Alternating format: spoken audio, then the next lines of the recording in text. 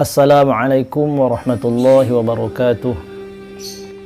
Aku melihat jahanam dan aku melihat ibuku berada di dalamnya.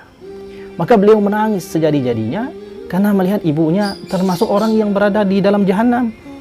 Alhamdulillahirabbil alamin. Wassalatu wassalamu ala Rasulillah wa ala alihi wa sahbihi wa mawalah. Hadirin yang dirahmati Allah Subhanahu wa taala, pada kesempatan hari ini kita lanjutkan kajian melalui media sosial. Mudah-mudahan ini menjadi pengganti kehadiran kita di majelis taklim, di majelis ilmu, sampai keadaan menjadi normal kembali sehingga kita bisa kembali bersama-sama hadir secara langsung di majelis ilmu. Namun sebelumnya saya ingin menyapa saudara-saudara sekalian jamaah pengajian kitab Al-Azkar An-Nawawiyah, jamaah pengajian kitab Fathul Mu'in, jamaah pengajian kitab Riyadhul Badi'ah di seputaran Kecamatan Jati Agung, Kabupaten Lampung Selatan. Juga saya menyapa saudara-saudara saya, para penyuluh agama Islam di Kabupaten Lampung Selatan dan di seluruh daerah yang ada di Provinsi Lampung. Juga kepada para penyuluh agama di seluruh Indonesia. Marilah kita semuanya tetap bersemangat dalam berjuang. Insya Allah hidup menjadi berkah. Pada kesempatan ini kita akan membaca kitab Nasoihul Ibad, yang di dalam kitab Nasoihul Ibad ini juga dicantumkan pada sisi bagian yang ada di luar lingkar atau di luar garis daripada kitab ini, sebuah kitab namanya kitab Al-Futuhat Al-Madaniyah. Di dalam kitab tersebut kita akan membaca sebuah kisah yang sangat penting untuk kita renungi dan sangat penting untuk kita jadikan pelajaran bagi kita semuanya.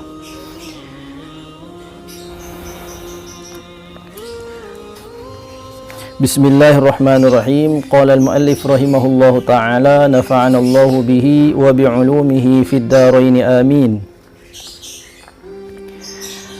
Wal khamisu wal ishruna. Ini merupakan makalah yang ke-25 yang ditulis di dalam kitab Al-Futuhat Al-Madaniyah yang ada pada hamis daripada kitab Nasoihul Ibad yang ditulis oleh Syekh Nawawi Al-Bantani, seorang ulama besar yang menjadi imam di Masjidil Haram, pernah menjadi mufti daripada mazhab Syafi'iyah yang ada di negeri Hijaz, dan beliau mendapatkan julukan sebagai imam daripada negeri Hijaz.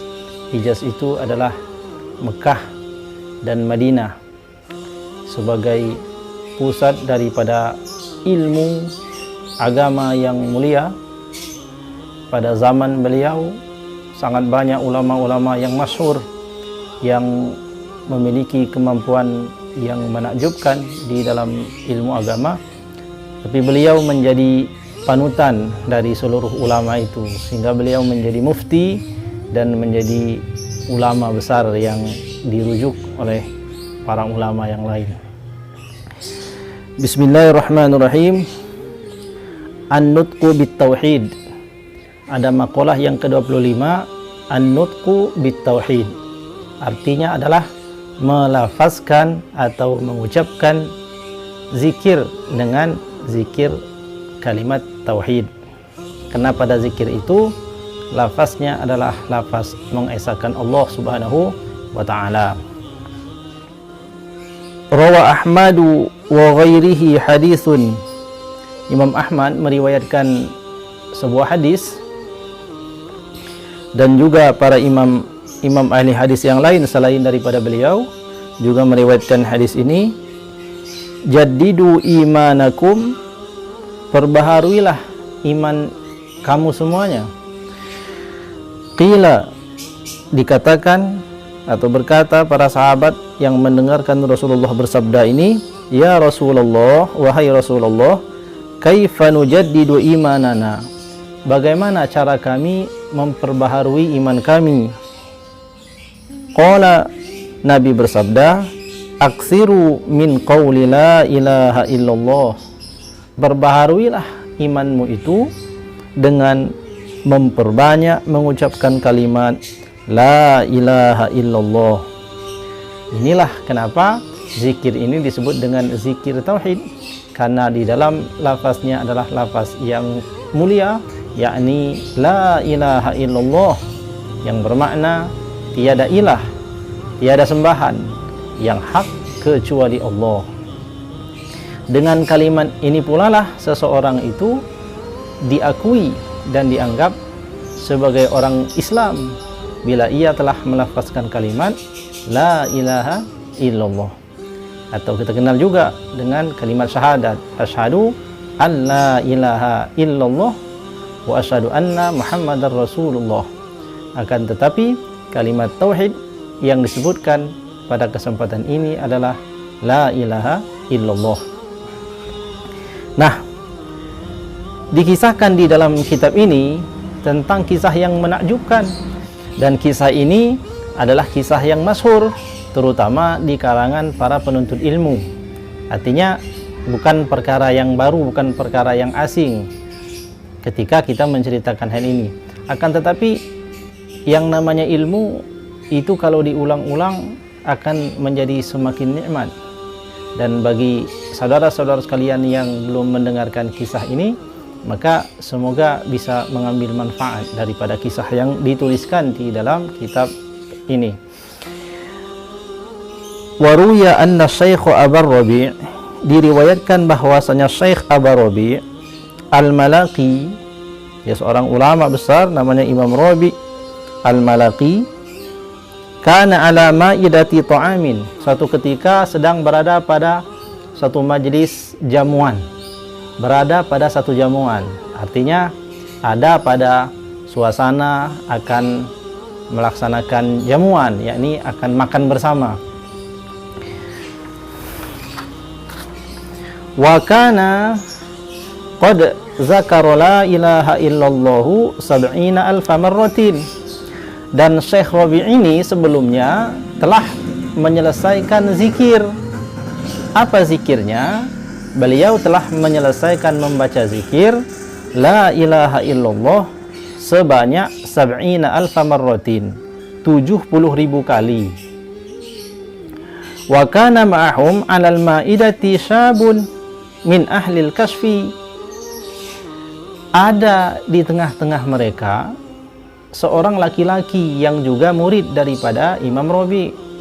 Yang seorang laki-laki atau seorang pemuda ini adalah ahli kasyaf. Ahli kasyaf itu artinya orang yang diberikan Allah kelebihan, diberikan Allah kemampuan, dan ditunjukkan oleh Allah Subhanahu wa taala kepadanya perihal alam gaib yang tidak dilihat oleh orang lain. Orang yang kasyaf itu dijelaskan oleh para ulama, pada saat dia mengalami kasyaf maka ia akan melihat sesuatu yang tidak dilihat orang lain. Nah, pada kesempatan kasyafnya kali ini, seorang pemuda murid daripada Imam Rabi' tadi itu ditunjukkan oleh Allah Subhanahu wa taala neraka jahanam. Jadi pada suatu jamuan makan, di tengah-tengah makanan yang banyak tadi itu, beliau mengalami kasyaf, ditunjukkan oleh Allah neraka jahanam. Fahina madda yadahu ila ta'ami baka wamtana'a minat ta'ami, dan ketika seorang pemuda itu akan memulai mengambil makanan untuk dimakan, maka tiba-tiba seorang pemuda ini menangis. Faqala lahul hadirun, maka orang-orang yang hadir pada saat itu di antara karib kerabat sama-sama murid daripada Imam Rabi', mereka bertanya kepada seorang pemuda ini, lima tabki, kenapa kamu menangis? suatu perkara yang mengherankan memang, ada orang di tengah-tengah makanan sedang dalam keadaan yang gembira, ketika akan makan tiba-tiba menangis. Maka para sahabat beliau ini bertanya, kenapa engkau menangis? Faqala, maka pemuda tersebut menjawab, ara jahannama wa ara ummi fiha. Aku melihat jahanam dan aku melihat ibuku berada di dalamnya. Maka beliau menangis sejadi-jadinya karena melihat ibunya termasuk orang yang berada di dalam jahanam. Qala Syekhu Abu Rabi', berkata Syekh Abu Rabi', faqultu fi nafsi, kata gurunya, kata Syekh Abu Rabi' ini, maka mendengar ucapan dari muridnya itu, maka ia berkata di dalam hatinya. Seorang imam tadi itu berkata di dalam hatinya, artinya berdoa tetapi di dalam hati, tidak dilafazkan. Apa doa dari Syekh Rabi'? Allahumma innaka ta'lamu anni qad halaltu hadhihi 70,000. Ya Allah, sesungguhnya engkau mengetahui bahwa aku telah berzikir dengan kalimat tahlil la ilaha illallah sebanyak 70,000 kali. Wa qad ja'altuha itqa ummi hadzal syabbi. Sekarang ya Allah, aku serahkan, aku jadikan bacaan zikirku, yakni kalimat la ilaha illallah sebanyak 70,000 kali yang telah aku baca itu, aku jadikan, aku hadiahkan sebagai pembebas atas ibu dari pemuda ini.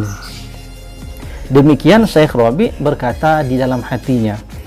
Maka seketika Imam Rabi' selesai melafazkan doa itu di dalam hatinya, maka tiba-tiba pemuda yang menangis tadi itu berkata, Alhamdulillah, ara ummi qad kharajat minan nari. Alhamdulillah, segala puji bagi Allah, aku memuji Allah. Sungguh aku telah melihat ibuku telah keluar daripada neraka jahanam. Artinya, ibu dari pemuda tadi itu telah Allah keluarkan daripada neraka jahanam saat itu juga.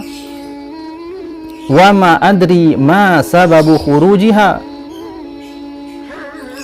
Dan aku, kata pemuda tadi, tidak mengetahui apa yang menjadi sebab ibuku dikeluarkan daripada jahanam. Wa ja'ala huwa yabtahiju wa akala ma'al jama'ati. Maka menjadi gembira dan senanglah pemuda ini, lalu ia makan bersama teman-temannya yang ada di dalam jamaah itu. Hadirin yang dirahmati Allah Subhanahu wa taala, inilah salah satu keutamaan daripada menzikirkan lafaz la ilaha illallah sebanyak 70,000 kali. Wa hadza tahlilu bihadza al-adadi yusamma ataqata sughra, kama anna suratas sammadiyati idza quri'at wa balagat mi'ata alfi marratin tusamma ataqah kubra walau fi sinina adidatin fa innal muwalata la tustaratu.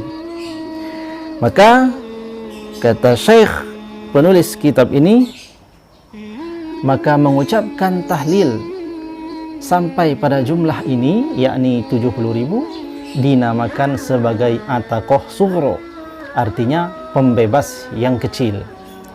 Kenapa dikatakan pembebas yang kecil? Karena masih ada lagi pembebas yang lebih besar. Pembebas kecil ini yakni mengucapkan kalimat la ilaha illallah sebanyak 70,000 kali akan membebaskan orang daripada neraka. Dia bisa membebaskan dirinya sendiri. Ketika menjelaskan sarahan daripada makalah ini, para ulama menjelaskan bahwa seseorang itu dengan kalimat itu bisa membebaskan orang lain daripada neraka, dan ia juga bisa membebaskan dirinya sendiri daripada neraka. Ucapan kalimat zikir la ilaha illallah 70,000 kali disebut dengan ataqah sughra. Sedangkan apabila membaca surat As-Samadiyah, surat As-Samadiyah ini adalah salah satu surat di dalam Al-Quran yang juga dikenal dengan nama surat Al-Ikhlas, yakni Qul huwallahu ahad ila akhir, sampai akhir. Apabila Qul huwallahu ahad ini dibaca sebanyak, dikatakan di sini 100.000 kali, maka ia dinamakan sebagai Ataqah Kubro atau pembebas kubro, walaupun bacaannya itu dibaca pada tahun yang berbeda. Karena membaca ini tidak disyaratkan harus bersambung dalam satu majelis, dalam satu kali duduk, atau dalam satu tahun saja, tetapi seumur hidupnya. Andainya ia membaca zikir 70.000 kali itu selama hidupnya, maka tidak apa-apa. Atau ia membaca surat Al-Ikhlas sebanyak 70.000 dalam masa umurnya atau dalam waktu beberapa tahun, maka itu pun tidak mengapa. Artinya diperbolehkan oleh para ulama. Yang pasti, yang penting, kita semuanya sudah mencapai jumlah zikir ini selama hidup kita. Ini perkara yang penting yang dituliskan oleh para ulama di dalam kitab mereka, terutama di dalam kitab Al-Futuhat Al-Madaniyah. Selain daripada itu, selain di dalam kitab Nasaihul Ibad atau Hamis, kitab Futuhat Al-Madaniyah, bihamis Nasaihul Ibad ini, ada keterangan yang lain yang juga menguatkan pendapat ini, yakni sesuatu yang menakjubkan yang ditulis di dalam tafsir As-Sawi, yakni tafsir Hasiyah ala Tafsir Jalalain yang ditulis oleh Imam Ahmad As-Sawi. Namun sebelum kita melanjutkan membaca tafsir As-Sawi, silakan kopinya diminum dulu. Bismillah.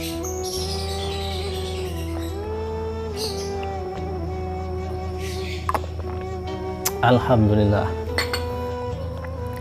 Tafsir As-Sawi